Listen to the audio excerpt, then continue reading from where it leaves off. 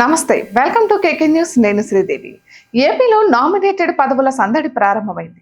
కూటమి ప్రభుత్వం అధికారంలోకి వచ్చి 2 నెలలు అవుతున్న నేపథ్యంలో వీలైనంత త్వరగా నామినేటెడ్ పదవులను భర్తీ చేయాలని భావిస్తున్నారు.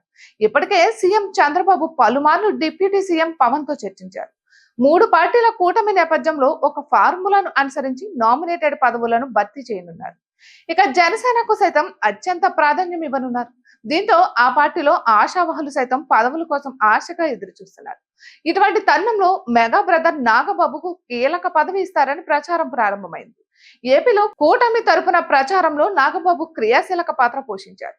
కాపు సామాజిక వర్గాన్ని ఏకతాటిపైకి తెచ్చేందుకు నాగబాబు జిల్లాల వారీగా సమావేశాలు సైతం నిర్వహించారు.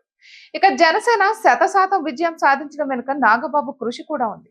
అందుకే నాగబాబు కీలక పదవి ఇప్పించాలని పవన్ భావిస్తున్నట్లు సమాచారం.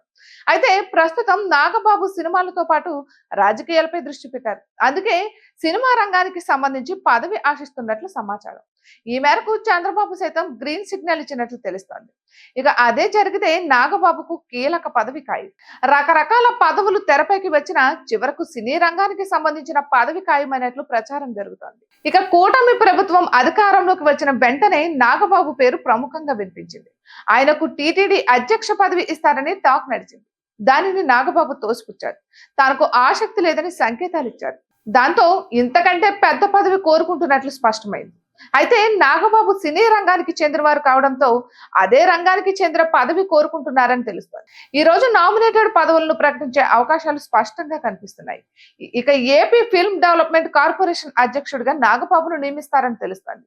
ఇక వైసీపీ హయాంలో పోసాని కృష్ణమురళి ఈ పదవిలో ఉండేవారు. అయితే ఆయన అప్పట్లో రాజకీయ విమర్శలకు పరిమితమయ్యారు. సినిమా రంగానికి సంబంధించి ఎటువంటి సమస్యల పరిష్కారానికి చొరవ చూపలేదు అన్న విమర్శ ఉంది. అందుకే ఆ పదవి తీసుకుని స్వతంత్రంగా వ్యవహరించాలని నాగబాబు భావిస్తున్నారు.